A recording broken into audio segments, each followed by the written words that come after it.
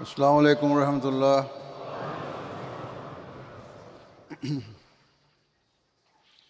اشہد ان لا الہ الا اللہ وحدہ لا شریک لہ واشہد ان محمدا عبدہ ورسولہ اما بعد فاعوذ باللہ من الشیطان الرجیم بسم اللہ الرحمن الرحیم الحمد للہ رب العالمین الحمد للہ رب العالمین الرحمن الرحیم مالک یوم الدین إياك نعبد وإياك نستعين اهدنا الصراط المستقيم صراط الذين أنعمت عليهم غير المغضوب عليهم ولا الضالين۔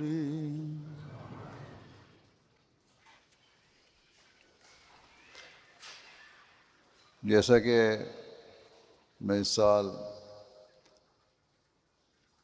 برطانیہ کے جلسہ سالانہ کے آخری اجلاس میں اور اس سے پہلے بھی 2-3 جلسوں کی اختتامی تقریر میں اسلام کے مختلف طبقات کے حقوق کے بارے میں کچھ بیان کرتا رہا ہوں۔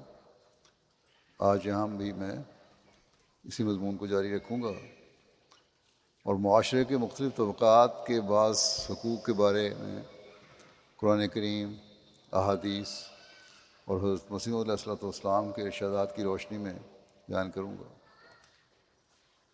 یہی حقوق وہ خوبصورت رہنما اصول ہیں جو معاشرے میں امن اور سلامتی کی ضمانت ہے۔ ان سے پتہ چلتا ہے کہ اسلام کی تعلیم کتنی خوبصورت تعلیم ہے جو معاشرے کے ہر طبقے کو اس کا حق دلواتی ہے۔ قرض اور تجارت کے لین دین کے بارے میں اللہ تعالیٰ نے بڑا تفصیلی حکم دیا ہے تاکہ ہر طبقے کا حق قائم کیا جائے۔ چنانچہ اللہ تعالیٰ فرماتا ہے اعوذ باللہ من الشیطان الرجیم یا ایہا الذین آمنوا اذا تداینتم بدین الی اجل مسمى فاکتبوا ولیکتب بینکم کاتب بالعدل ولا یأب کاتب ان یکتب کما علمہ اللہ فلیکتب ولیملل الذی علیہ الحق ولیتق اللہ ربہ ولا یبخس منہ شیئا وإن كان الذي عليه الحق سفيها أو ضعيفا أو لا يستطيع أن يمل هو فليملل وليه بالعدل واستشهدوا شهيدين من رجالكم فإن لم يكونا رجلين فرجل وامرأتان ممن ترضون من الشهداء أن تضل إحداهما وتذكر إحداهما الأخرى ولا يأب الشهداء إذا ما دعوا ولا تسأموا أن تكتبوه صغيرا وكبيرا إلى أجله ذلكم أقسط عند الله وأقوم للشهادة وأدنى ألا ترتابوا إلا أن تكون تجارة و- وأدنى ألا ترتابوا إلا أن تكون تجارة حاضرة تديرونها بينكم فليس عليكم جناح ألا تكتبوها وأشهدوا إذا تبايعتم ولا يضار كاتب ولا شهيد وإن تفعلوا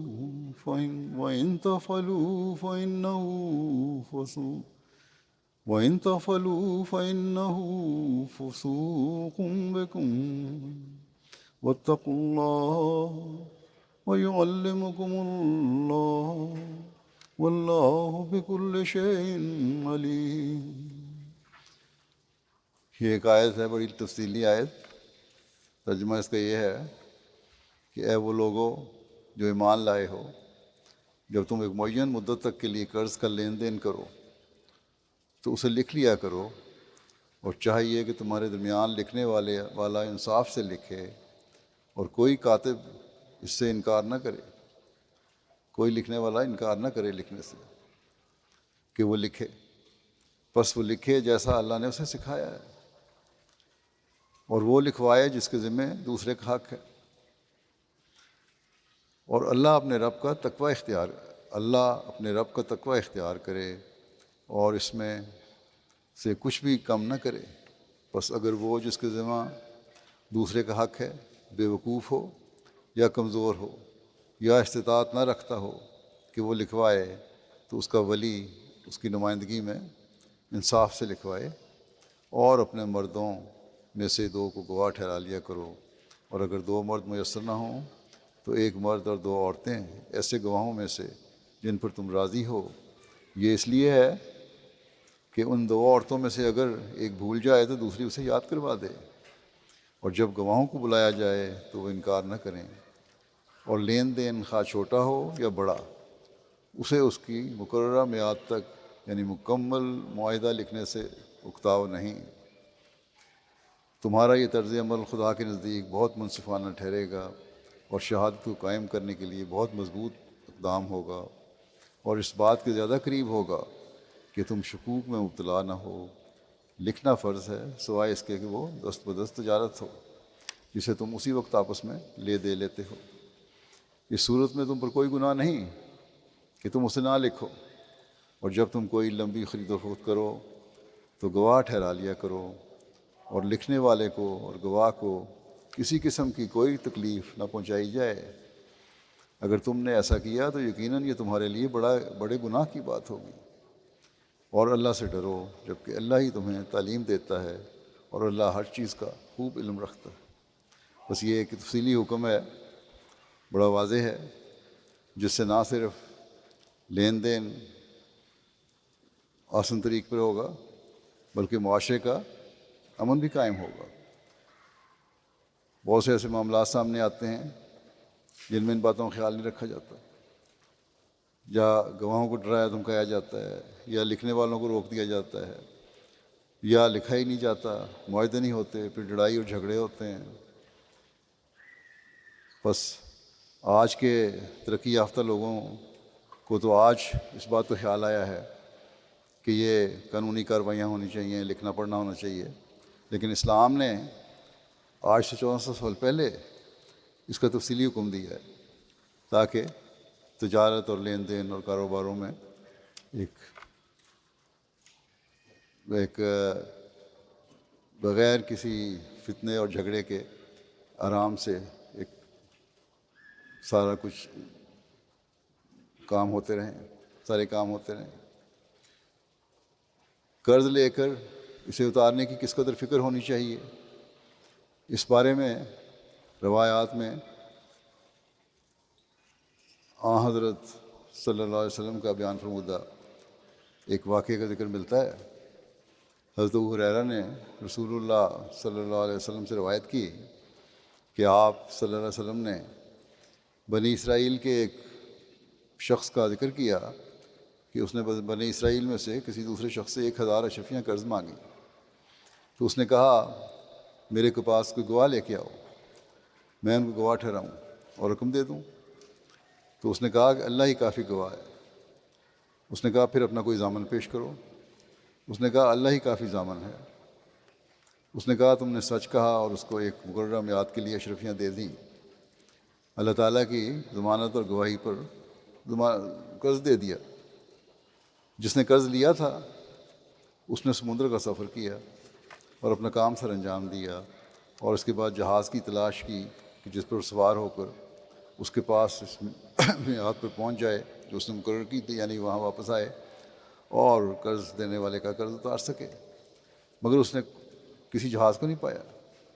آخر اس نے ایک لکڑی لی اور اسے کریدا اور اس میں 1000 اشرفیاں اور اپنا ایک خط اپنے دوست کے نام رکھ دیے، پھر اس کا منہ بند کر دیا اور پھر اسے لے کر سمندر پر آیا اور کہا اے میرے اللہ، تو جانتا ہے کہ میں نے فلاں شخص سے 1000 اشرفیاں لی تھیں اور اس نے مجھ سے ضامن مانگا تھا اور میں نے کہا تھا اللہ ہی کافی ضامن ہے، اور وہ تیرا نام سن کر راضی ہو گیا تھا، اور اس نے مجھ سے گواہ مانگا تھا اور میں نے کہا تھا اللہ ہی کافی گواہ ہے، اور وہ تیرا نام سن کر راضی ہو گیا تھا، اور میں نے بہت کوشش کی کہ کوئی جہاز پاؤں کہ اس کا مال اس کو بھیج دوں، مگر میں نہ کر سکا، اور اب میں یہ مال تیرے سپرد کرتا ہوں۔ یہ کہہ کر اس نے وہ لکڑی سمندر میں ڈال دی، یہاں تک کہ وہ سمندر میں آگے چلی گئی۔ اس نے کہا اب اور کوئی ذریعہ نہیں، تو اللہ پہ توکل کرتے ہیں۔ پھر اللہ کے توکل کا کیا نتیجہ نکلا؟ اس کے بعد وہ واپس گھر آ گیا اور جہاز کی تلاش میں پھر بھی رہا تاکہ اپنے ملک واپس جا سکے۔ وہ شخص جس نے اس کو قرض دیا ہوا تھا ایک دن باہر نکلا کہ دیکھیں شاید کوئی جہاز اس کا مال یا روپیہ لے کر آیا ہو، تو اس کی نظر اس لکڑی پر پڑی جس کے اندر مال رکھا ہوا تھا۔ وہ اسے اپنے گھر والوں کے لیے ایندھن سمجھ کر لے گیا۔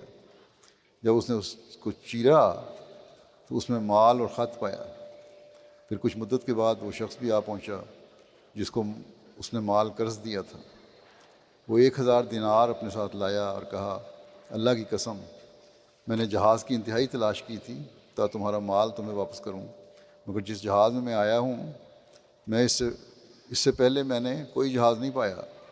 تو قرض خواہ نے کہا کیا تو نے کوئی رقم میرے لیے بھیجی تھی؟ اس نے کہا کہ میں تجھے بتاتا ہوں کہ مجھے اس جہاز کے سوا جس میں اب آیا ہوں کوئی جہاز نہیں ملا۔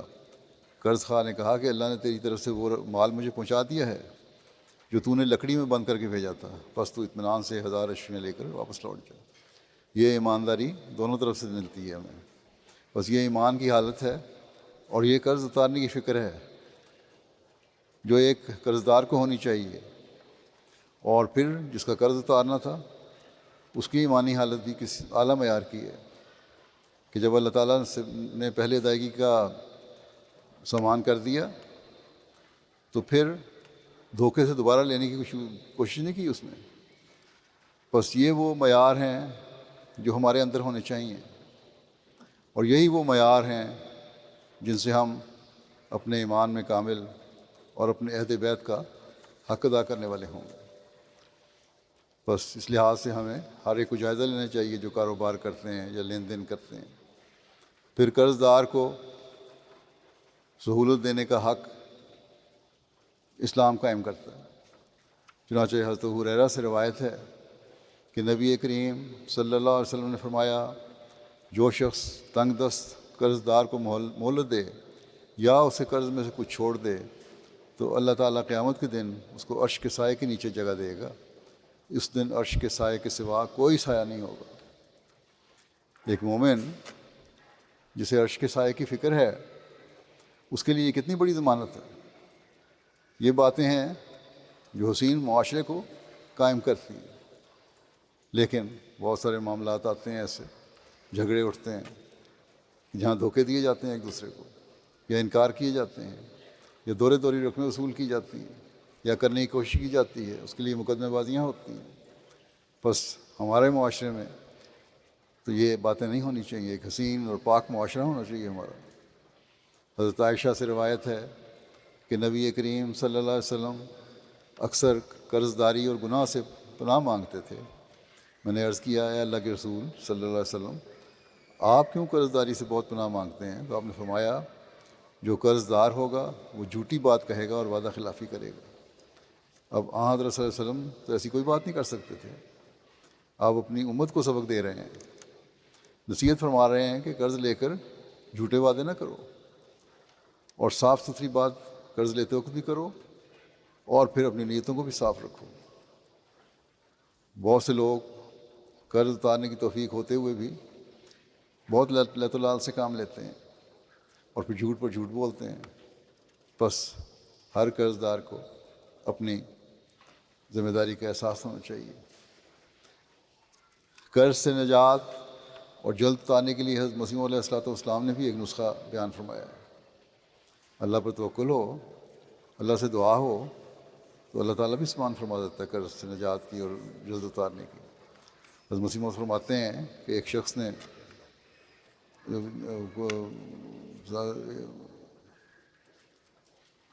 حضرت مسیح السلام کو ایک شخص نے قرض کے متعلق دعا کے واسطے عرض کیا کہ میرا قرض بہت ہے, دعا کریں اتر جائے. اب بہت لوگ لکھتے رہتے ہیں قرض کی دعا کے لیے, تو آپ صلی اللہ علیہ وسلم نے فرمایا استغفار بہت پڑا کرو. انسان کے واسطے غموں سے سبک ہونے کے لیے واسطے یہ طریق ہے, نیز استغفار کلید ترقیات ہے. حضرت صلی اللہ علیہ وسلم کا اپنا رویہ قرض کی ادائیگی کا کیا تھا؟ ایک دفعہ ایک یہودی آیا جس کا آپ نے قرض دینا تھا.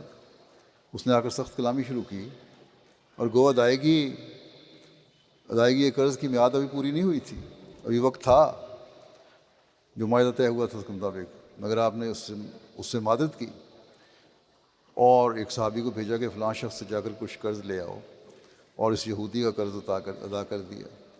جب وہ یہودی سخت کلامی کر رہا تھا تو صحابہ کو اس یہودی پر سخت غصہ آیا, اور ان میں سے بعض اسے سزا دینے کے لیے تیار ہو گئے, مگر آپ صلی اللہ علیہ وسلم نے فرمایا اسے کچھ مت کہو, کیونکہ میں نے اس کا قرض دینا تھا اور اس کا حق تھا کہ مجھ سے مطالبہ کرتا. جس وقت کا یہ واقعہ ہے, حضرت مسلم موعود نے اس کی تفصیل لکھی ہے کہ جس وقت یہ واقعہ ہوا آپ مدینہ اور اس کے گرد گرد کے بہت سے علاقے کے بادشاہ ہو چکے تھے.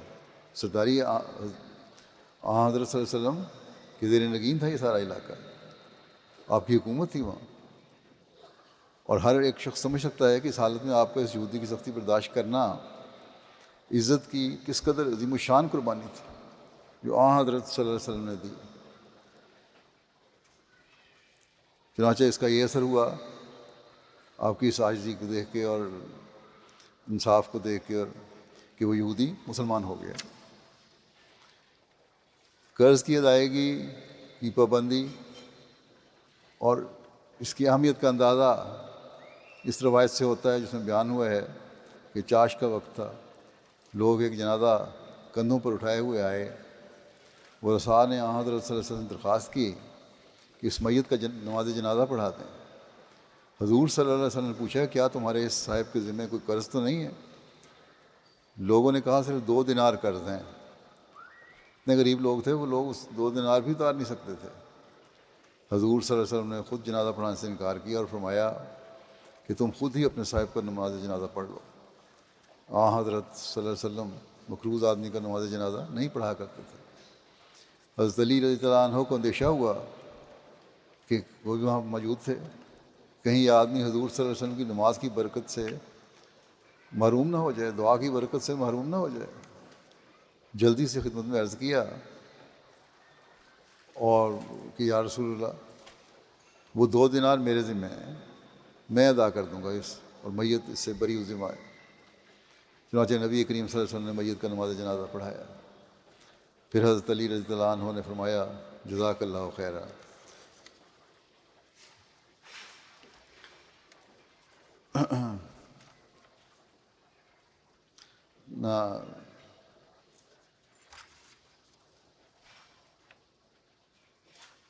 حضور صلی اللہ علیہ وسلم نے حضرت علی رضی اللہ عنہ سے فرمایا جزاک اللہ خیرہ، اللہ تعالیٰ تجھے بھی رہن سے آزاد کرے جس طرح تم نے اپنے بھائی کو آزادی دلائی ہے۔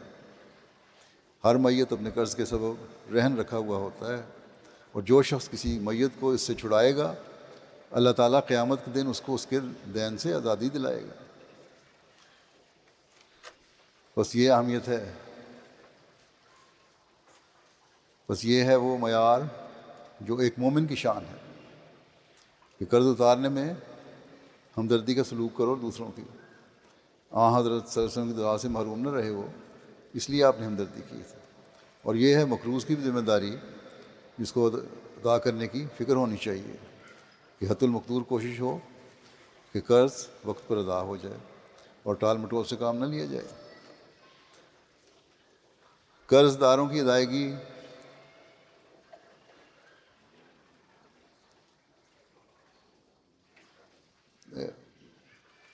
کے لیے حضور صلی اللہ علیہ وسلم کس طرح مدد فرمایا کرتے تھے، خاص طور پر وہ لوگ جنہوں نے دین کے لیے قربانیاں دی ہوں۔ اس بارے میں حضرت جابر بن عبداللہ انصاری روایت کرتے ہیں کہ ان کے باپ احد کی جنگ میں شہید ہوئے اور انہوں نے 6 بیٹیاں پیچھے چھوڑیں۔ اسی طرح اپنے اوپر قرضہ بھی چھوڑا۔ جب ان کے باغ کی کھجور کاٹنے کا وقت آ پہنچا تو کہتے ہیں کہ میں حضرت صلی اللہ علیہ وسلم کی خدمت میں حاضر ہوا اور عرض کیا یا رسول اللہ، آپ کو علم ہی ہے کہ میرے والد احد کی جنگ میں شہید ہو گئے تھے اور انہوں نے بہت سا قرضہ اپنے ذمہ چھوڑا ہے، اور میں چاہتا ہوں کہ آپ تشریف لائیں اور قرض خواہ آپ کو دیکھیں تو شاید قرض میں کچھ تخفیف کر دیں، کچھ کمی کر دیں، کچھ رعایت دے دیں۔ آپ صلی اللہ علیہ وسلم نے فرمایا اچھا جاؤ، اور ہر قسم کی کھجور جو تمہاری پکی کھجور ہے اس کو الگ الگ ڈھیر کر دو۔ چنانچہ کہتے ہیں میں واپس آیا اور ایسا ہی کیا۔ پھر حضور صلی اللہ علیہ وسلم کو بلانے گیا تو قرض خواہوں نے جب حضور صلی اللہ علیہ وسلم کو دیکھا کہ وہ تشریف لے آئے ہیں تو مجھ سے اور بھی سختی سے مطالبہ کرنے لگے قرض کی ادائیگی کا۔ کہتے ہیں جب حضور صلی اللہ علیہ وسلم نے ان کا یہ حال دیکھا تو آپ کھجوروں کے سب سے بڑے ڈھیر کے گرد 3 بار گھومے، پھر اس پر بیٹھ گئے اور فرمایا اپنے قرض خواہوں کو بلاؤ۔ پھر آپ صلی اللہ علیہ وسلم نے اس ڈھیر میں سے انہیں ماپ کر دینا شروع کیا، جو جس کا قرض تھا وہ دینا شروع کیا، یہاں تک کہتے ہیں کہ یہاں تک کہ اللہ نے میرے والد کا کل قرضہ ادا کر دیا۔ اور بخدا میں تو اس بات پر راضی تھا کہ اللہ میرے باپ کا قرضہ ادا کر دے، چاہے میں اپنی بہنوں کے پاس ایک کھجور بھی لے کر نہ جاؤں۔ لیکن جتنے ڈھیر وہاں تھے سب بچ رہے حضور صلی اللہ علیہ وسلم کی دعا سے، اور خدا کی قسم میں اس ڈھیر کو دیکھ رہا تھا جس پر حضرت صلی اللہ علیہ وسلم بیٹھے تھے، وہ ایسا ہی رہا جیسے ایک کھجور بھی اس میں سے کم نہیں ہوئی۔ بس یہ آپ کی شفقت تھی ان لوگوں کے بچوں کے لیے جو دین کی راہ میں قربان ہوئے، اور انہیں دعا دی اور قرض بھی اتر گیا۔ یہ نہیں کہ قرض خواہوں کو مہلت دی کہ تم بعد میں لے لینا، بلکہ قرض اتارا اور بچوں کو ان کا مال بھی مل گیا۔ پھر عامت الناس کے حقوق ہیں اسلام قائم کرتا ہے۔ عامت الناس کے حقوق بیان کرتے ہوئے اللہ تعالیٰ عبادت کے حق کے بعد اپنے والدین، رشتہ داروں اور معاشرے کے ہر طبقے کے حق کو ادا کرنے کی تلقین کرتے ہوئے فرماتا ہے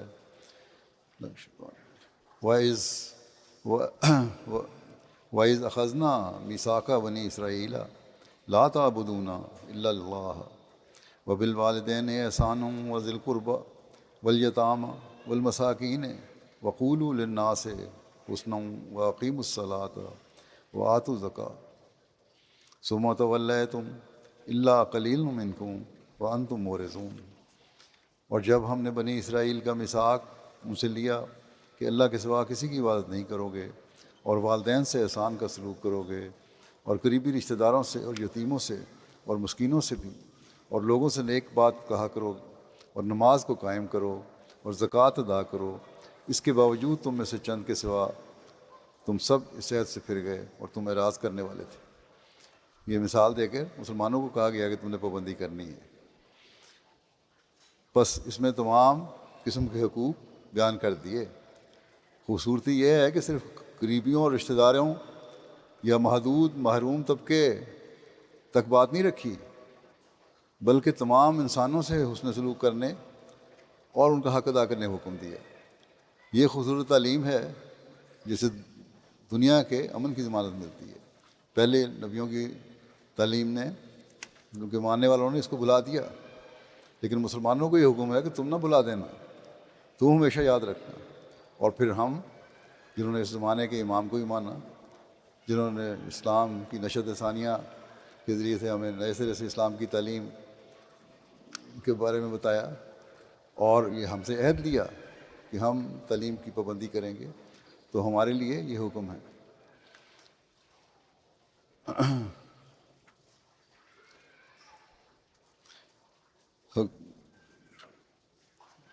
یہ عوام الناس کے حقوق کے بارے میں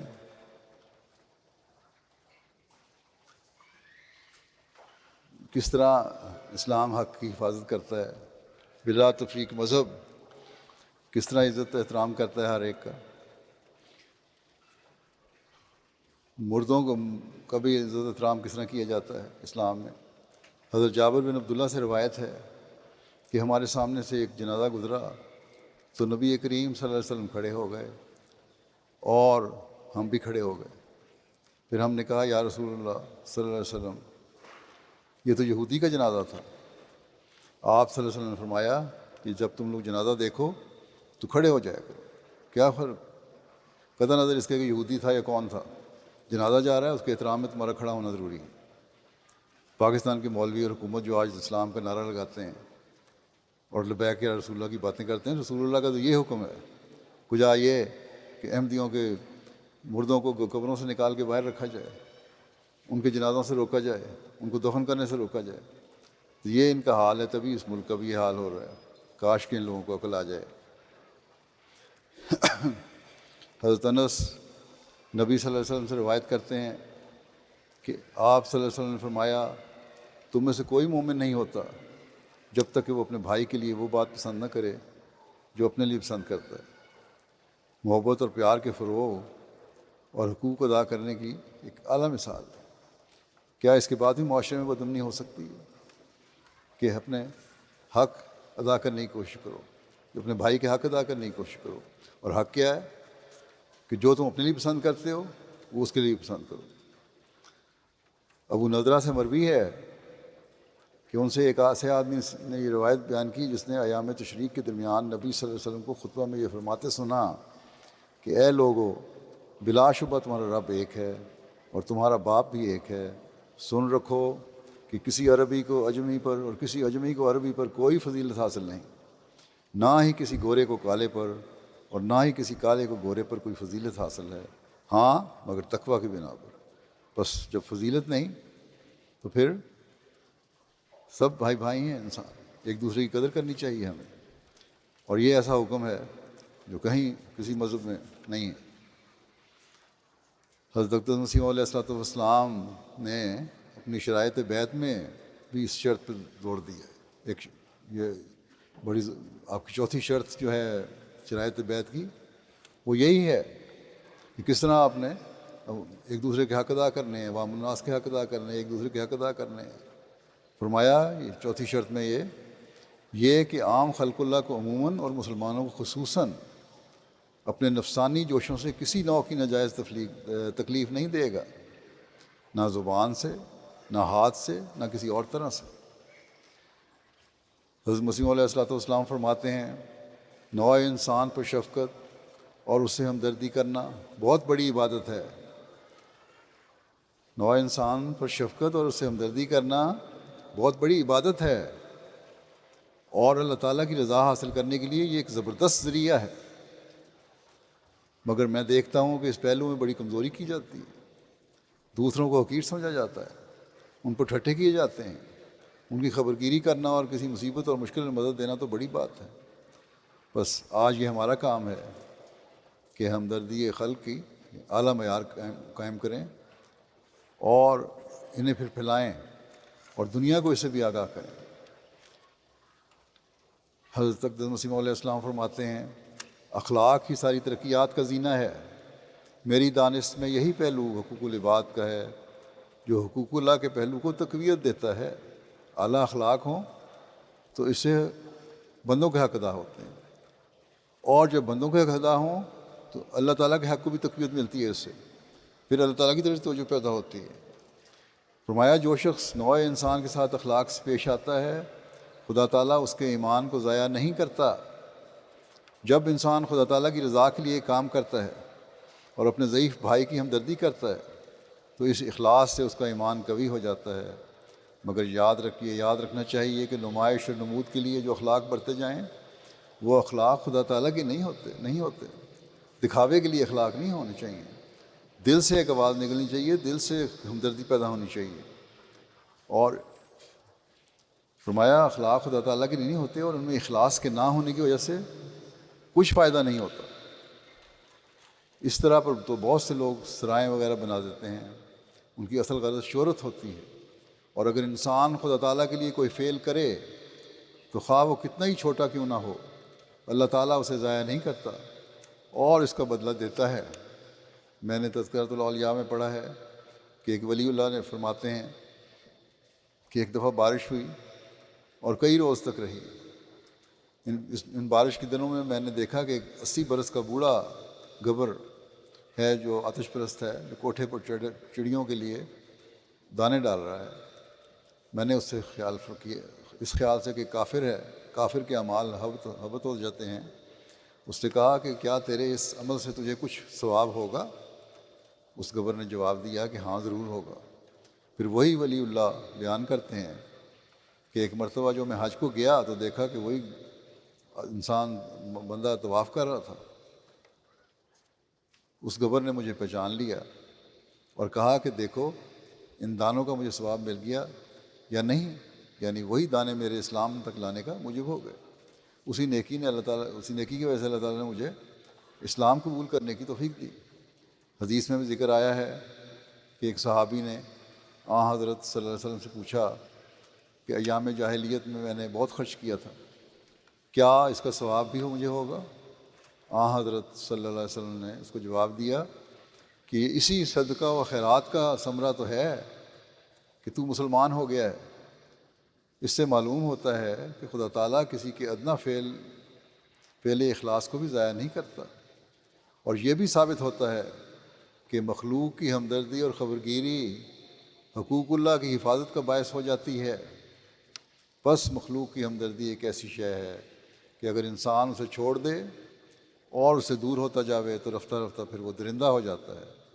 انسان کی انسانیت کا یہی تقاضا ہے، اور وہ اسی وقت تک انسان ہے جب تک اپنے دوسرے بھائی کے ساتھ مروت، سلوک اور احسان سے کام لیتا ہے اور اس میں کسی قسم کی تفریق نہیں کرتا۔ حضرت مسیح موعود علیہ السلام فرماتے ہیں کہ من قتل نفس بغیر نفس و فساد فی الارض فکأنما قتل الناس جمیعا، یعنی جس شخص نے ایسے شخص کو قتل کیا کہ اس نے کوئی ناحق کا خون نہیں کیا تھا، یا کسی ایسے شخص کو قتل کیا جو نہ بغاوت کے طور پر امن عامہ میں خلل ڈالتا تھا اور نہ زمین میں فساد پھیلاتا تھا، تو اس نے تمام انسانوں کو قتل کر دیا۔ یعنی بے وجہ ایک انسان کو قتل کرنا خدا کے نزدیک ایسا ہے کہ گویا تمام بنی آدم کو ہلاک کر دیا۔ ان آیات سے ظاہر ہے کہ بے وجہ کسی انسان کا خون کرنا کس قدر اسلام میں جرم کبیر ہے۔ آج کل جو شدت پسند ملا بلا وجہ قتل غارت گری کا میدان گرم کیے ہوئے ہیں، یا ایک طالبان ہیں یا دوسرے ہیں، کیا یہ اسلام کی خدمت کر رہے ہیں؟ یہ لوگ تو اسلام کو بدنام کر رہے ہیں، فساد پھیلا کر لوگوں کے حقوق غصب کر رہے ہیں، اور اسی وجہ سے اللہ تعالیٰ کی پکڑ کے نیچے بھی ہیں، چاہے ان کو عقل آئے یا نہ آئے، یا سمجھیں یا نہ سمجھیں، لیکن ہے اللہ تعالیٰ کی پکڑ کے نیچے آ چکے ہیں یہ لوگ۔ حضرت مسیح علیہ السلام فرماتے ہیں درجہ کمال کے دو ہی حصے ہیں، ایک تعظیم لامر اللہ، دوسرے شفقت لا خلق اللہ۔ امر اول کا تعلق تو دل سے ہے اور خدا تعالیٰ سے ہوتا ہے۔ اللہ تعالیٰ کے حکموں پہ کی عظمت کو خیال رکھنا، جاننا، پہچاننا، عمل کرنا، یہ تو دل اور خدا کا معاملہ ہے جس کو یکایک ہر کوئی نہیں جان سکتا۔ دوسرا پہلو چونکہ خلقت سے تعلق رکھتا ہے اور اول انسان کی نظر انسانی اخلاق پر پڑتی ہے، اس واسطے اس خلق کا کمال ایک بڑا بھاری اور شاندار معجزہ ہے۔ دیکھو حضرت صلی اللہ علیہ وسلم کی زندگی میں ایسے کئی نمونے پائے جاتے ہیں کہ بعض لوگوں نے محض آپ کے اخلاقی کمال کی وجہ سے اسلام قبول کیا۔ چنانچہ ایک دفعہ کا ذکر ہے کہ ایک مشرک عیسائی مہمان آیا، صحابہ اس کو اپنا مہمان بنانا چاہتے تھے، مگر حضرت صلی اللہ علیہ وسلم نے فرمایا کہ نہیں، یہ میرا مہمان ہے، اس کا کھانا میں لاؤں گا۔ چنانچہ اس مشرک کو حضرت صلی اللہ علیہ وسلم نے اپنے ہاں مہمان رکھا اور اس کی بہت خاطر تواضع کی اور عمدہ کھانا اس کو کھلائے اور عمدہ مکان اور اچھا بستر اس کو رات بسر کرنے کے واسطے دیا، مگر وہ بوجہ کھانا زیادہ کھا جانے کے بدہضمی کی وجہ سے رات بھر اسی کوٹری میں رفع حاجت کرتا رہا، مکان اور بستر خراب کر دیا۔ صبح منہ اندھیرے ہی شرم کے مارے اٹھ کر چلا گیا، مگر جب حضرت صلی اللہ علیہ وسلم نے تلاش کی اور وہ نہ ملا تو بہت ہی افسوس کیا اور کپڑے جو نجاست سے آلودہ ہو گئے تھے خود اپنے بستر کو جو گندہ کر گیا تھا خود اپنے دست مبارک سے صاف کر رہے تھے کہ وہ اتنے واپس آ گیا کیونکہ وہ اپنی ایک بیش قیمت سلیب بھول گیا تھا۔ اس کو آتے دیکھ کر حضرت صلی اللہ علیہ وسلم بہت خوش ہوئے اور اس سے کوئی اظہار رنج نہیں فرمایا، کسی قسم کے غصے کا اظہار نہیں فرمایا، بلکہ آپ نے اس کی مدارات اور خاطر کی اور اس کی سلیب نکال کر اس کو دے دی۔ وہ شخص اس واقعے سے ایسا متاثر ہوا کہ وہیں مسلمان ہو گیا۔ اس کے سوا اور کوئی ایسے واقعات اس قسم کے اعلیٰ درجہ اخلاق کے موجود ہیں۔ غرض یہ ہے کہ اخلاقی معجزہ صداقت کی ایک بڑی دلیل ہوتی ہے، اور یہی اخلاقی معجزہ ہے جو ہر احمدی کو دکھانا چاہیے۔ یہ وہ معیار ہیں جنہیں آج ہمیں اپنانے کی ضرورت ہے۔ نعرہ تکبیر!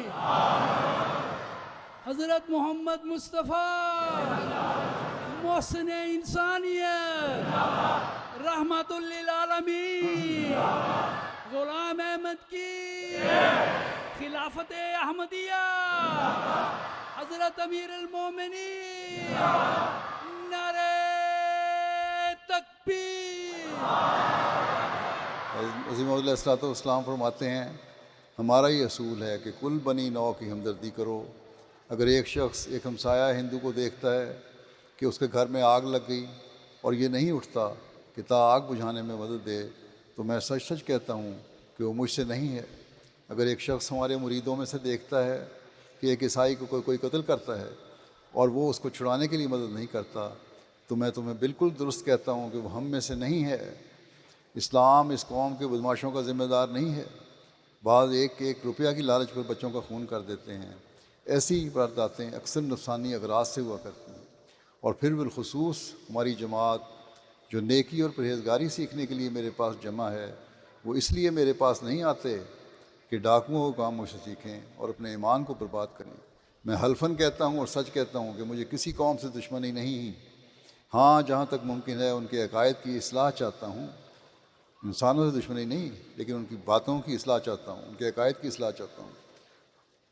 اور اگر کوئی گالیاں دے تو ہمارا شکوہ خدا کی جناب میں ہے، نہ کسی اور عدالت میں، اور بائیں ہمہ نوع انسان کی ہمدردی ہمارا حق ہے۔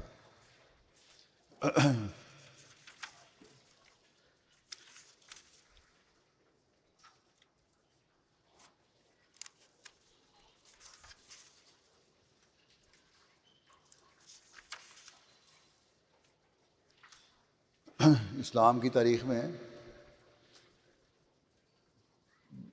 عوام الناس کے حقوق ادا کرنے کے لیے خلفاء نے کیا کوششیں کی۔ حضرت عمر کے زمانے کی جو کوششیں ہیں ان کا جو مختصر ذکر ملتا ہے وہ اس طرح بھی ہے۔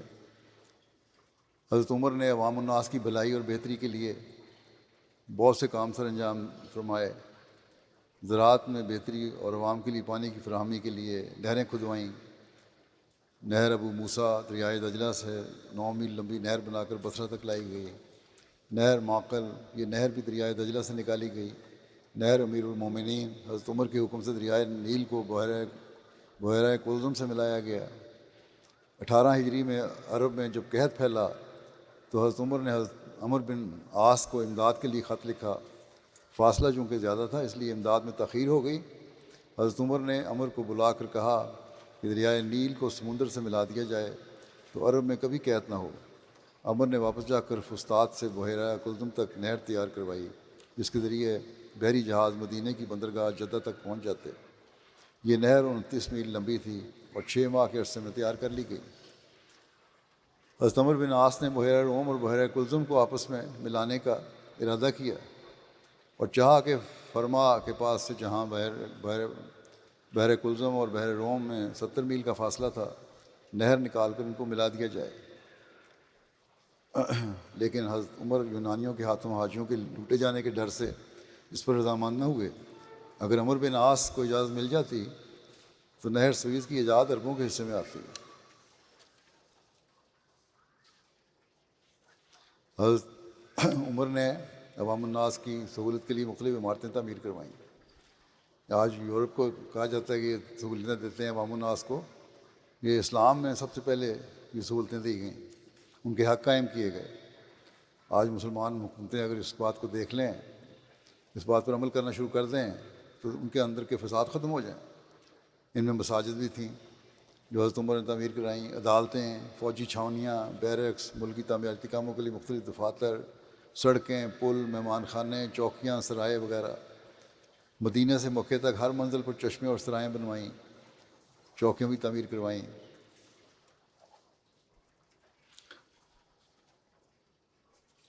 مارکیٹ کے عوام الناس کے حقوق میں سے مارکیٹ کے جو قیمتیں ہیں ان کے میں بھی دخل اندازی ایک حد تک جائز ہو جاتی ہے بعض حکومت کی۔ اسلام میں مال کی قیمت گرانے کی ممانعت ہے، اس لیے کہ اس سے لوگوں کو نقصان پہنچ سکتا ہے، دوسرے کاروباریوں کو نقصان پہنچ سکتا ہے اور اس سے پھر بدامنی پیدا ہوتی ہے۔ اس کی تفصیل مسلم عورت نے ایک جگہ اس طرح بیان فرمائی ہے کہ اسلام نے قیمت کو ناجائز حد تک گرانے سے بھی منع کیا ہے۔ قیمت کا گرانا بھی ناجائز مال کمانے کے ذریعے ہوتا ہے، کیونکہ طاقتور تاجر اس ذریعے سے کمزور تاجروں کو تھوڑی قیمت پر مال فروخت کرنے پر مجبور کر دیتا ہے اور ان کا دیوالیہ نکلوانے میں کامیاب ہو جاتا ہے۔ حضرت عمر کے زمانے کا ایک واقعہ ہے کہ آپ بازار کا دورہ کر رہے تھے، ایک باہر سے آئے ہوئے شخص کو دیکھا کہ وہ خشک انگور نہایت سستی قیمت پر فروخت کر رہا تھا، جس قیمت پر مدینہ کے تاجر فروخت نہیں کر سکتے تھے۔ آپ نے اسے حکم دیا کہ یا تو اپنا مال منڈی سے اٹھا کر لے جاؤ یا پھر اسی قیمت پر فروخت کرو جس مناسب قیمت پر مدینہ کے تاجر فروخت کر رہے ہیں۔ جب آپ نے اس حکم کی وجہ سے پوچھی گئی تو آپ نے جواب دیا کہ اگر اس طرح فروخت کرنے کی جیسے اجازت دی گئی تو مدینہ کے تاجروں کو جو مناسب قیمت پر مال فروخت کر رہے ہیں نقصان پہنچے گا۔ اس میں کوئی شک نہیں کہ بعض صحابہ نے حضرت عمر کے اس فعل کے خلاف رسول اللہ صلی اللہ علیہ وسلم کا یہ قول پیش کیا کہ منڈی کے بھاؤ میں دخل نہیں دینا چاہیے، مگر ان کا یہ اعتراض درست نہ تھا، کیونکہ منڈی کے بھاؤ میں دخل دینے کے یہ معنی ہے کہ پیداوار اور مانگ یعنی سپلائی اور ڈیمانڈ کے اصول میں دخل دیا جائے، اور ایسا کرنا بے شک نقصان دہ ہے اور اس سے حکومت کو بچنا چاہیے، ورنہ عوام کو کوئی فائدہ نہ پہنچے گا اور تاجر تباہ ہو جائیں گے۔ لیکن قیمتیں جو ہیں اس طرح اس میں کوئی یہ دخل اندازی نہیں، بس اس حد تک اسلام معاشرے کے حقوق قائم کرنے کی تعلیم دیتا ہے۔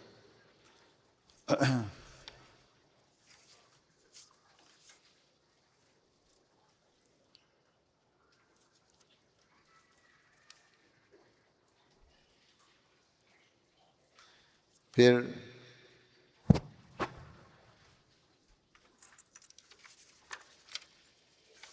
جو حقوق کا ذکر ہے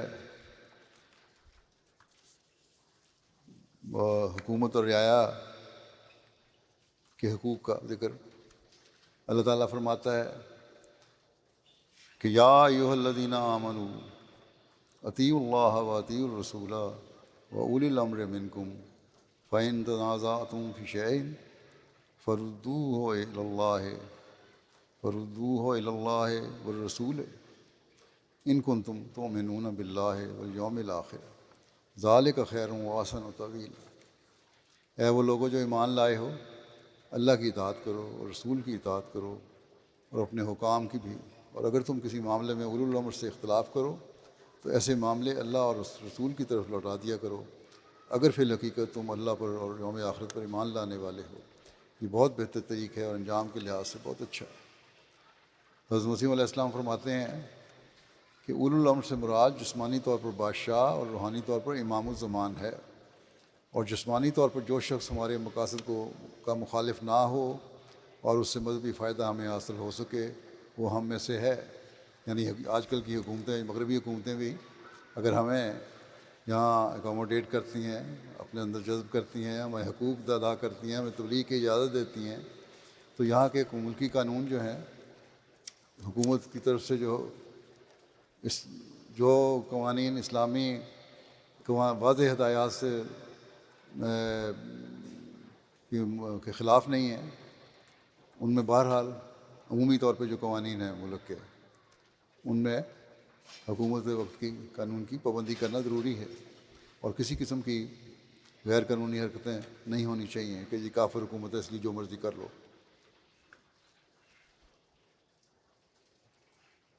امیر کی اطاعت کا اسلام نے حکم دیا ہے، لیکن اس بات کو یقینی بنایا ہے کہ اسلام کی بنیادی تعلیم سے روگردانی نہ ہو۔ حضرت علی سے روایت ہے کہ رسول اللہ صلی اللہ علیہ وسلم نے ایک لشکر روانہ فرمایا، اس پر ایک شخص کو امیر بنایا، اس نے آگ جلائی اور کہا اس میں داخل ہو جاؤ۔ بعض لوگوں نے اس میں داخل ہونے کا ارادہ کیا، مگر دوسروں نے کہا اسی سے تو ہم بھاگیں، یعنی کہ اپنے آپ کو کیوں آگ میں ڈالیں۔ پھر اس بات کا رسول اللہ صلی اللہ علیہ وسلم ذکر کیا گیا، انہوں نے انکار کر دیا، نہیں گئے، واپس آئے، رسول اللہ صلی اللہ علیہ وسلم کی خدمت میں ذکر ہوا۔ آپ نے ان لوگوں سے جنہوں نے اس میں داخل ہونے کا ارادہ کیا تھا فرمایا کہ اگر تم اس میں داخل ہو جاتے تو قیامت تک اس میں رہتے، اور دوسروں کے بارے میں اچھی بات فرمائی، اور فرمایا اللہ تعالیٰ کی نافرمانی میں کوئی اطاعت نہیں، یعنی اللہ تعالیٰ نے جب تمہیں حکم دیا کہ ایسی حرکتیں نہیں کرنی تو ایسی حکم اگر امیر دے جو اللہ تعالیٰ کی واضح ہدایات اور احکامات کے خلاف ہو تو اس کی نافرمانی ٹھیک کرنی۔ اطاعت فرمایا اطاعت تو صرف معروف میں، اطاعت امیر کی اس میں ہے جہاں اللہ تعالیٰ کے حکموں اور رسول کے حکموں کے کتابیں ہو جو حکم، اگر وہ ان کتابیں نہیں ہے تو وہاں اطاعت ضروری نہیں ہے، بس خودکشی حرام ہے، اس لیے یہ معروف نہیں۔ معروف کی تعریف یہ ہے کہ خدا تعالیٰ کی دی ہوئی واضح تعلیم پر چلنا ہے۔ حکومت کے فرائض کیا ہیں؟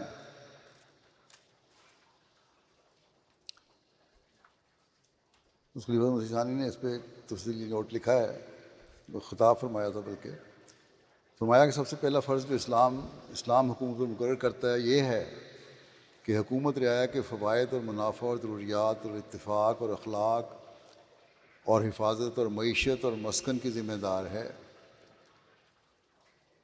یہ ساری باتیں حکومت کی ذمہ داری ہے۔ چنانچہ رسول کریم صلی اللہ علیہ وسلم فرماتے ہیں کہ تم میں سے ہر ایک شخص مثل گڈریے کے ہے، اس چروائے کے ہے جو اپنی بکریوں اور جانوروں کو چراتا ہے، اور ان لوگوں یا چیزوں کے متعلق پورا ذمہ دار ہے جو اس کے سپرد کیے گئے ہیں۔ بادشاہ کے سپرد ایک جماعت کی گئی ہے اور وہ ان کا ہر طرح ذمہ دار اور جواب دہ ہے، اور ہر مرد کے سپرد ایک خاندان ہے اور وہ اس خاندان کا ذمہ دار ہے۔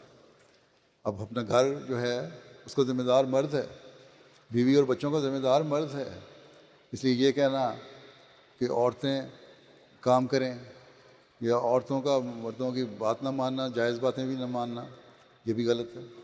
اگر مرد اپنے نمونے دکھائیں تو گھروں میں امن اور سکون قائم رہے گا۔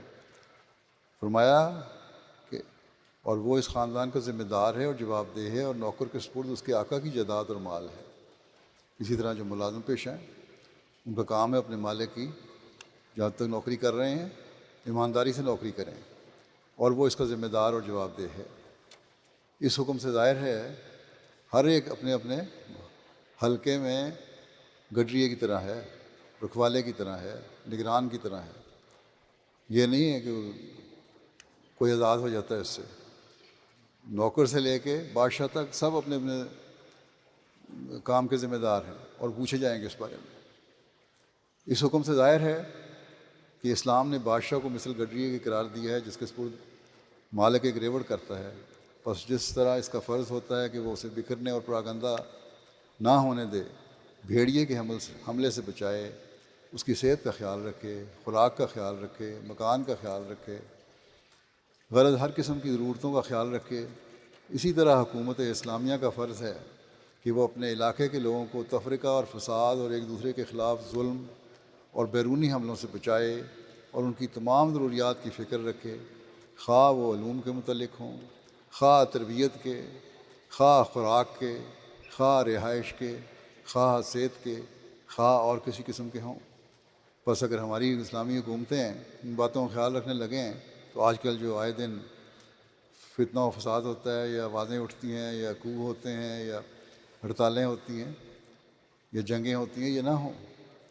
کاش کہ مسلمان حکمران اسلامی حکموں کی تعمیل کرنے والے ہوں۔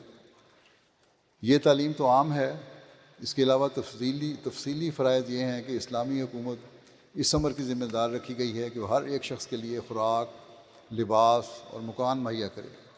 یہ ادنا سے ادنا ضروریات ہیں جن کا پورا کرنا حکومت کے ذمہ ہے، کیونکہ اس کے بغیر وہ چیز کس کی حفاظت اس کے سپرد کی گئی ہے؟ وہ چیز جس کی حفاظت ان کے سپرد کی گئی ہے زندہ نہیں رہ سکتی۔ بس عوام الناس کو یہ سوشل ہیلپ دینا، یہ مسلمان حکومتوں کو اللہ تعالیٰ نے حکم دیا ہے۔ آج اس کو یورپ نے اپنا لیا ہے۔ مکان اور خوراک کے بغیر جسمانی زندگی محال ہے، اور لباس کے بغیر اخلاقی اور تمدنی زندگی محال ہے۔ حسن کہتے ہیں، ایک روایت میں آتا ہے کہ عبید اللہ بن زیاد ماکل بن یسار کے پاس گئے، وہ بیمار تھے۔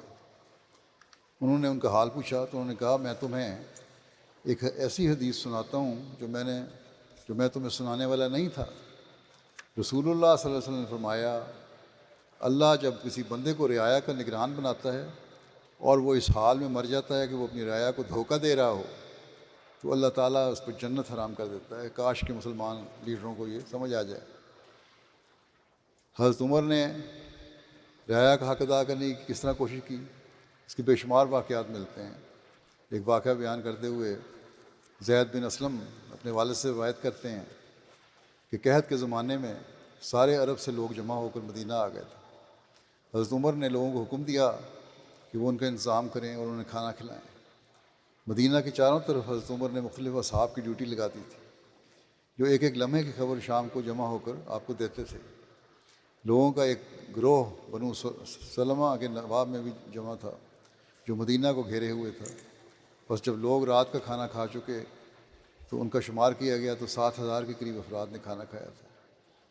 حضرت عمر نے فرمایا کہ ان کی عورتوں کا بھی شمار کرو اور مریضوں اور گھروں میں رہ جانے والوں کا بھی شمار کرو، تو وہ 40,000 کی تعداد ہوئی جو روزانہ شام کو کھانے میں حاضر ہوتی۔ چنانچہ چند دن میں یہ تعداد 60,000 تک پہنچ گئی۔ یہ تمام لوگ اس وقت تک مدینے میں رہے جب تک اللہ تعالیٰ کی طرف سے بارش نہ نازل ہو گئی۔ جب بارش نازل ہوئی تو حضرت عمر نے عاملین کو حکم دیا کہ لوگوں کی واپسی کا انتظام کریں اور ذات راہ کے لیے سواری اور غلہ ساتھ دیں۔ پس راوی کہتے ہیں کہ میں نے دیکھا کہ حضرت عمر بھی بذات خود ان لوگوں کو روانہ کرنے کے لیے آتے تھے اور اپنے ہاتھ سے ذات راہ دیتے تھے۔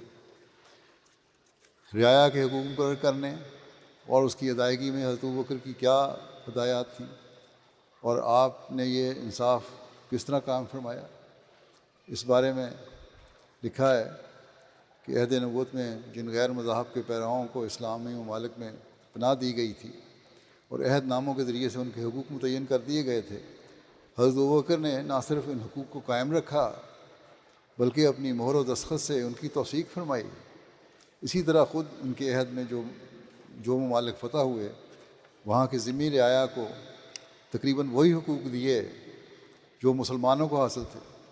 چنانچہ اہل ہیرا سے جو معاہدہ ہوا اس کے یہ الفاظ تھے کہ ان کی خانقاہیں اور گرجے منہدم نہیں کیے جائیں گے۔ آج مسلمانوں کے عمل دیکھیں، ہماری مسجدیں بھی گرجے خانقاہیں کیا، احمدیوں کی مسجدیں گرائی جاتی ہیں، عیسائیوں کے چرچ تو گراتے ہی ہیں۔ یہ ان کی خانقاہیں اور گرجے منہدم نہیں کیے جائیں گے، اور نہ کوئی ایسا کثر گرایا جائے گا جس میں وہ ضرورت کے وقت دشمنوں کے مقابلہ میں قلعہ بند ہوتے ہیں۔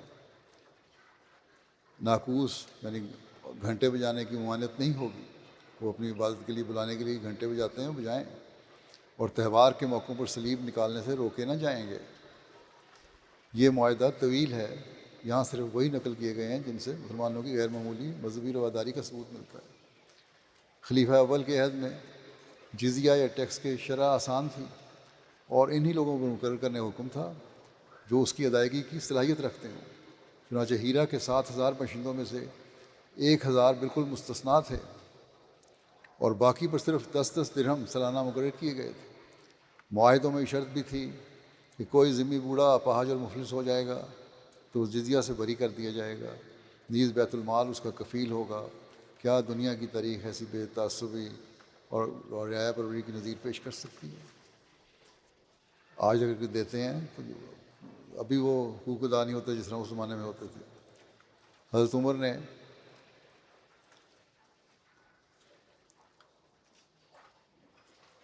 امیر اور رعایا کے فرائض کو ایک جگہ اس طرح بیان فرمایا ہے۔ حضرت سلمہ بن شہاب عبدی کہتے ہیں حضرت عمر بن خطاب نے فرمایا، اے رعایا، ہمارے تم پر کچھ حقوق ہیں، ہماری غیر موجودگی میں بھی تم ہمارے ساتھ خیر خواہی کا معاملہ کرو، یہ ہمارا حق ہے۔ حکومت کا حق ہے کہ رعایا حکومت کی خیر خواہی کا معاملہ کرے اور خیر کے کاموں میں ہماری مدد کرو۔ اور اللہ کے نزدیک امام کی بردباری اور نرمی زیادہ پسندیدہ اور فائدے کے لحاظ سے زیادہ عام ہے، اور امام کی جہالت اور سختی اللہ کو زیادہ ناپسندیدہ ہے۔ اور امام یا امیر کا کام یہ ہے اس کی بردباری اور نرمی ہو اور سختی نہ ہو، کیونکہ وہ جہالت ہے۔ بس جہاں لوگوں کو قانون کے دائرے میں رہنے کی نصیحت فرمائی، وہاں امراء کو بھی ان کے حق ادا کرنے کی تلقین فرمائی۔ اسلامی حکومت میں کس طرح حق کا خیال رکھا جاتا تھا؟ ابو قبیل سے روایت ہے کہ حضرت امیر معاویہ نے رعایا کی خبرگیری کے لیے ایک شخص جس کا نام ابو الجیش تھا مقرر کیا ہوا تھا۔ بس وہ ہر روز مجالس کا دورہ کرتا اور پوچھتا کہ کیا کسی کا بچہ پیدا ہوا ہے یا کسی کے ہاں کوئی مہمان آیا ہے۔ بس جب وہ خبر لے آتا تو وہ اس خبر کو رجسٹر پر نوٹ کر لیتا تاکہ اس کے رزق کا انتظام کیا جا سکے۔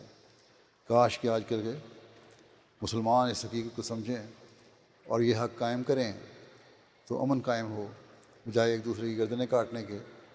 اپنے قول و فعل سے اسلام کی خوبصورت تعلیم یہ لوگ دکھانے والے ہوں، لیکن ان کو عقل نہیں آ سکتی جب تک یہ زمانے کے امام کو ماننے والے نہیں بنیں گے۔ اللہ تعالیٰ ان کو اس کی عقل بھی عطا کرے۔ خدا تعالیٰ ہمیں اسلام کی تعلیم کے مطابق ان حقوق کو سمجھنے اور اپنے ذمہ جو ہمارے یہ حقوق ہیں ان کی ادائیگی کرنے کی توفیق عطا فرمائے۔ مختلف وقتوں میں جیسا کہ میں نے بتایا تھا حقوق میں ادا کی تفصیل بتا رہا ہوں۔ اسلام نے جس تفصیل سے حقوق بیان کیے ہیں اور ہر طبقے کے حقوق بیان کیے ہیں، اب تک مختلف سالوں میں 25 کے قریب یہ حقوق بیان کر چکا ہوں۔ یہ حقوق کی ادائیگی ہی وہ بنیادی اصول ہے جو ہر پرامن معاشرے اور دنیا کے امن کی ضمانت ہے، اور اسلام ہی وہ دین ہے جس نے اس باریکی سے ان حقوق کی ادائیگی کے بارے میں ہمیں توجہ دلائی ہے۔ بس ہر احمدی کو جہاں اپنے اندر پاک تبدیلی پیدا کرتے ہوئے حقوق کی ادائیگی کی طرف توجہ دینی چاہیے، وہاں اس تعلیم کو دنیا میں پھیلانے کی بھی ضرورت ہے۔ دنیا کو اسلام کی خوبیوں سے آگاہ کرنے کی ضرورت ہے، مسلمانوں کو بھی اس خوبصورت تعلیم کو سمجھانے کی ضرورت ہے، اور غیر مسلموں کو بھی اس سے آگاہ کرنے کی ضرورت ہے۔ بس اس ذمہ داری کو ہم میں سے ہر ایک کو سمجھنا بھی چاہیے اور اس کو ادا کرنے کی کوشش بھی کرنی چاہیے۔ اللہ تعالیٰ ہمیں اس کی توفیق دے۔ اب ہم دعا کریں گے۔ اللہ تعالیٰ سب شاملین جلسہ کو خیریت سے اپنے گھروں میں لے کر جائے۔ جو کہ جنہوں نے یہاں سیکھا، سنا، سمجھا، اس کو اپنی زندگیوں کا حصہ بنانے کی توفیق عطا فرمائے۔ دوسرے یہ بھی بتاؤں کہ اب تو یہ حکومت کی طرف سے یہی اعلان ہے کہ کووڈ کی بیماری یہاں جرمنی میں سے ختم ہو گئی ہے، لیکن ان دنوں میں بھی بعض لوگوں کی باتیں پتہ لگا مجھے کہ ان کو کووڈ کی بیماری ہوئی ہے۔ اس لیے عمومی طور پر ہر ایک کو احتیاط کرتے رہنا چاہیے، اور ہومیوپیتھک دوائیاں اگر منع نہیں ہیں حکومت کی طرف سے، اول تو نہیں منع، اپنے طور پہ ہر ایک اپنی ذمہ داری سے لے سکتا ہے، ان کو کھانا چاہیے۔ اللہ تعالیٰ سب کو اس سے محفوظ رکھے اور سب کو اللہ تعالیٰ اپنے حفظ و امان میں رکھے اور خیریت سے اپنے گھروں کو جائیں۔ دعا کر لیں۔